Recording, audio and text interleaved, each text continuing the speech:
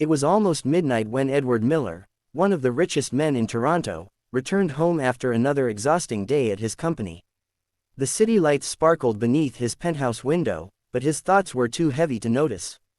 He had everything: wealth, cars, power, but lately, it all felt empty. He was divorced, his son barely spoke to him, and his life, though shining from the outside, was painfully hollow inside. As he stepped into the quiet mansion, he heard something that made him pause, a faint sound of water running from the kitchen. Curious, Edward followed the noise. When he entered the kitchen, he saw Maria, his maid, still washing dishes. Her shoulders slumped, her hands raw and red from the cold water. She was supposed to have left hours ago. "Maria," Edward called softly, surprised. "It's almost midnight. Why are you still here?" She froze for a moment, clearly startled. Then, with a small, nervous smile, she said, "I just wanted to make sure everything was spotless, sir." "You have a busy day tomorrow." Edward frowned. She had already cleaned the entire house earlier that day. Something didn't feel right. "That's not the real reason, is it?" he asked gently. Maria's hands trembled slightly as she turned off the tap. She avoided his eyes. "Please, sir, I don't want to lose this job. I needed to stay a little longer." Her voice cracked on the last word, and Edward saw the exhaustion in her face, the kind that wasn't just from work, but from life itself. He walked closer, lowering his voice. "Maria, what's going on?" She finally met his gaze, tears pooling in her eyes.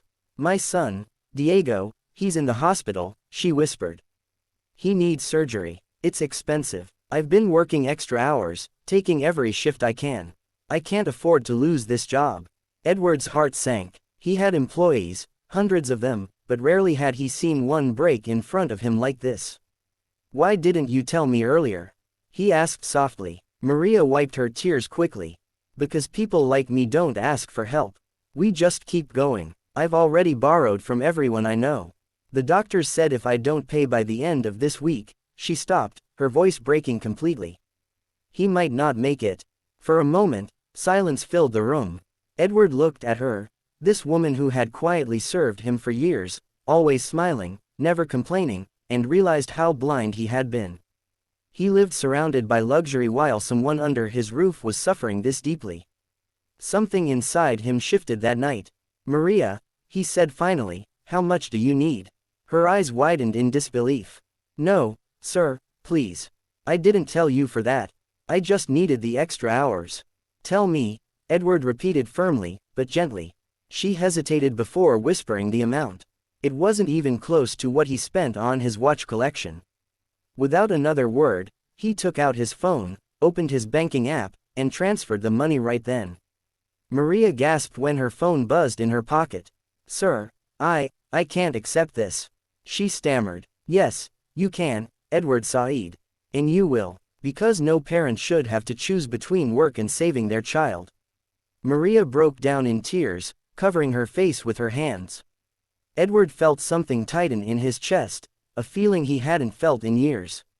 Compassion, humanity. The next morning, Maria left early to be with her son. Edward didn't go to the office. Instead, he sat in his quiet living room, thinking about everything. He realized how far he had drifted from the world outside his wealth. He had been surrounded by people, yet truly connected to no one. Days later, Maria returned with tears in her eyes, but this time, they were tears of joy. "He's going to be okay," she said. "The doctor said the surgery was a success. I don't know how to thank you, sir." Edward smiled softly. "You already did," he said. "You reminded me what really matters." From that day forward, things began to change, not just for Maria, but for Edward too. He set up a small foundation in her son's name, helping other workers who faced similar hardships.